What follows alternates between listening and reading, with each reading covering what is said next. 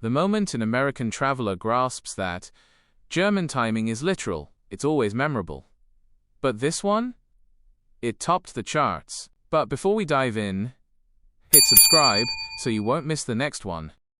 At a taxi dispatch in Munich, a man looked me dead in the eye and said, 7 minutes? So, more like 15, right? I wasn't guessing. I was reading the GPS. He smiled, that polite, slightly skeptical smile people use when they think you're exaggerating just to spare feelings. No, I get it, he said. In New York, 7 really means 12. When the taxi showed up in exactly 7 minutes, his jaw almost dropped. Do you always stick to your times? He asked. The driver, calm as a clock, replied, otherwise, why give times at all? And just like that, Americans realize they've entered a place where time isn't optional. Welcome to Germany. I dispatch taxis in Munich. Americans always ask me the same question, how long until the taxi gets here? I check the system. I tell them the precise number. 7, 5, 9 minutes. And they always correct me. Okay, but realistically, be honest, double that, right? No. German timings don't follow American emotional math. We're not estimating your comfort. We're reporting what the satellite says. This particular man argued for almost a minute before the taxi arrived on the dot.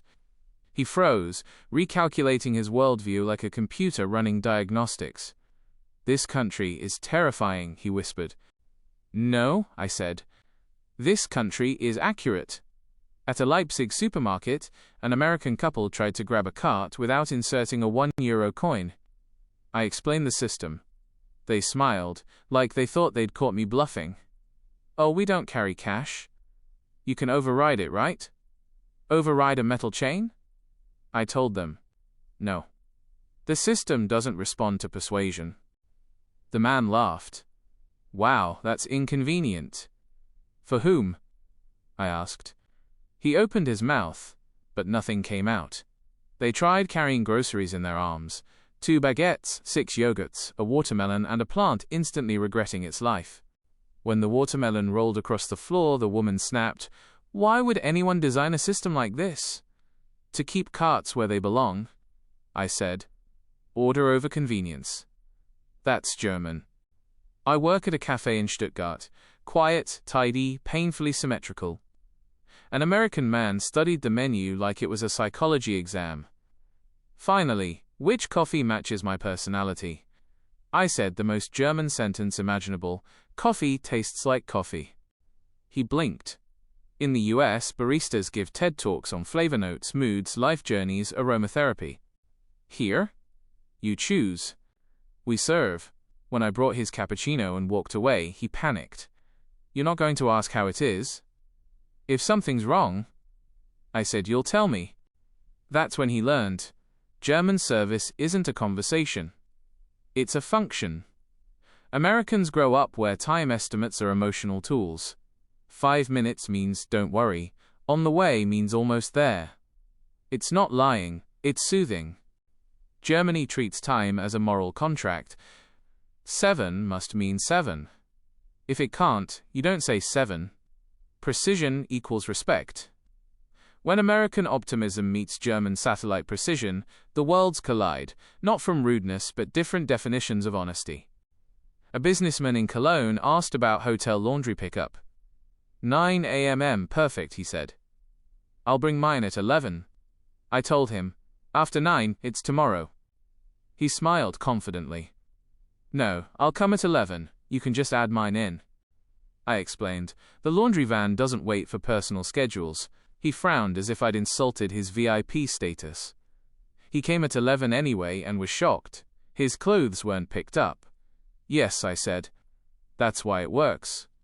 In America, exceptions equal service. In Germany, exceptions equal system failure. At a Hamburg gym, a new American asked for help on the bench press. I corrected his elbows, said, reduce the weight by 10 kilos. He looked offended. In America, trainers hype you up. I was there to prevent his shoulders from exploding, not give pep talks. He tried, failed again. No, I said. Reduce the weight. He sighed. You're killing my potential. Your potential is trying to kill you, I replied. A month later? Perfect form, better lift. He still told people, German trainers, no hype. We don't need hype. We need functioning joints. American feedback equals encouragement first, truth later. German feedback equals truth first, efficiency always. Americans hear correction as judgment. Germans hear correction as instruction. One maximizes morale. The other maximizes results. Neither is wrong, they just measure respect differently. I volunteer at a Berlin museum on 16th century trade law. A cheerful American asked, "Where's the fun part?" "You're looking at it," I said. "No, the interactive stuff. The exciting parts." "The highlight?" "Original maritime contracts." He stared, baffled. "Make it more exciting," he said. Berlin is exciting. The museum is accurate. Not everything exists for fun, some things exist for truth. Here's the pattern. America designs service around feelings. Germany designs service around function. Americans want flexibility, warmth, personalization. Germans want clarity, fairness, predictability. One minimizes emotional friction. The other minimizes systemic friction. Mix them and you get comedy, confusion, and a watermelon rolling through a supermarket. At a Frankfurt restaurant, an American family ordered schnitzel. The father took one bite, smiled. "This is good." I thanked him and left. He immediately called me back. No, I said it was good. Aren't you going to engage?" I told him, everything's fine. I didn't want to interrupt. He stared like I rejected his friendship. Later, he left a 2-star review. Food great, service cold. Germans, silence equals respect. Americans, silence equals neglect. Same action, opposite meaning. At a Stuttgart pharmacy, an American asked for headache medicine. Ibuprofen or paracetamol? "Which should I take?" he asked. I explained. "Depends on stomach sensitivity." He stared, frustrated. Changed his mind, returned one, bought the other, asked my opinion. Am I being difficult? "Yes," I said. He froze. "You could have lied." "Why?" he asked. "When you asked for my opinion," I said. Another casualty of German honesty. A Chicago man joined our Dusseldorf running club. After the first run, he launched into a marathon plan story. Halfway, a German interrupted bluntly. "That plan won't work. Your mileage is inconsistent." The American stared, offended. He expected defense. None came. He skipped 3 weeks. When he returned, his plan changed. His half-marathon time improved by 8 minutes. In Germany, unsolicited advice equals preventative maintenance. Americans soften statements to protect feelings. Rudeness equals emotional friction. Germans give direct information. Silence while someone errs equals rudeness. Letting them fail politely is unacceptable. Two moral systems, both logical, until they collide. I give walking tours in Heidelberg. Last spring, an American woman said, "You must love living in such a charming city." I said it's fine, but housing is expensive and parking is awful. She laughed, thinking I was joking. I wasn't. Slowly she realized Germans don't wrap opinions in polite sugarcoating. Later she asked if I liked being a tour guide. "It pays the bills," I said. "I'd rather curate museums." By the end her review read, knowledgeable, but lacked enthusiasm. I gave accurate history. Stayed on schedule. Didn't get lost. Enthusiasm was never on the brochure. I teach German in Berlin. An American woman in my B2 class pronounced Wichtig incorrectly. I corrected her gently. 5 minutes later, same mistake. I corrected her again. After class, she said I embarrassed her. In America, she explained, teachers use a compliment sandwich. I told her. That takes 3 times longer and produces half the results. Pronunciation isn't emotional, it's mechanical. Next week she asked if I could write corrections on paper, instead of saying them aloud. No, I said. Pronunciation must be heard. She left shortly after. Her new American teacher allows wichtig. Her German teacher does not. Americans expect teaching, coaching, and service roles to include emotional alignment. Support equals encouragement, plus positivity, plus shared enthusiasm. Germany sees support differently: clarity plus correction plus efficiency. The teacher's role is not to protect your confidence, it's to improve your competence. Sometimes competence grows fastest in uncomfortable silence. At a Munich hotel near Marienplatz, an American couple asked about breakfast hours. 7 to 10 a.m., I said. Great, the man said. We'll come down at 10:15. I explained. Breakfast ends at 10. He laughed. Come on, we're paying customers. Leave food out for us. I told him. Impossible. At 10 the staff leaves. At 10 the buffet closes. At 10, the world moves on. He stared. Wow, customer service isn't a thing here, huh? His wife whispered. Honey, we can set an alarm. He sighed, as if she'd suggested hard labor. They missed breakfast 3 times that week. I cashier at a Cologne clothing store. An American woman came in weekly, always starting with, Hey, how are you? At first I answered the German default. Fine. She looked disappointed, like I'd skipped my side of the social script. Next week, she tried again. How are you? This time I said, I'm tired. Long shift. Bike tire went flat. She froze, horrified. Oh my God, I'm so sorry. Sorry for what?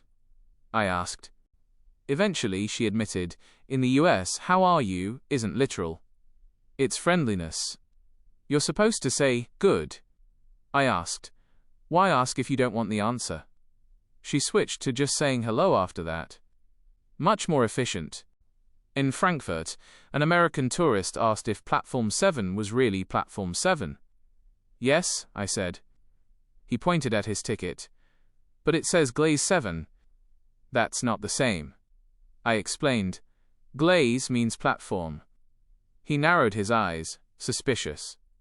Then asked if the train would arrive exactly at 14:32, or German time 14:32. I said, 14:32. He laughed. No train arrives at the exact time printed. He clearly never met the Deutsche Bahn on a good day. When the train rolled in at 14:32, he stared at the clock at me, then at the train again. I'm scared, he whispered. Precision is a horror story to some. In Dusseldorf, I served an American family. When I brought the bill, the father frowned. This isn't right. It is exactly right. I said. No, you forgot the service charge. I explained. Service is included. He refused to accept it. In America, the price is never the final price. What's the catch? There is no catch, I said. The price you see is the price you pay. No extra fees. No hidden tax.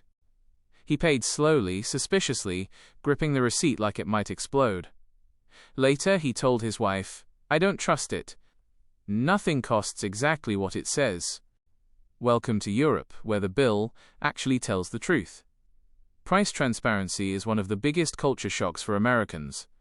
In the US, prices are emotional disclaimers: $9.99 plus tax, plus tip, plus service fee, plus existential confusion. Germany treats prices like laws. Advertise a number? That number must be final. Hidden fees equals moral failure. Americans see all-inclusive pricing as suspiciously optimistic. Both sides think they're protecting themselves, just in opposite ways. In Freiburg, an American couple tried to throw all their trash into one bin at their Airbnb. I stopped them. Explained the German waste system: paper, plastic, bio, residual, glass by color. They stared at me like I'd handed them astrophysics homework. Wait, you actually sort this? Yes. And if we don't? The neighbors will know. They froze. 10 full minutes debating if a yogurt container counts as plastic or mixed material. At one point, the husband whispered, "This feels like a test we never studied for." It is.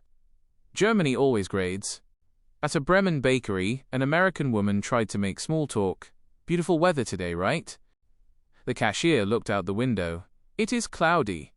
Nervous laugh. "No? I mean, generally nice." "It is cloudy," the cashier repeated. To Americans, small talk lubricates social bonds. To Germans, it's pointless unless it conveys data. Accuracy over fluff. Later, she told me, "I tried to connect, but she shut it down." No, she didn't shut it down. She declined non-informative conversation. Americans see conversation as bonding. Germans see it as information exchange.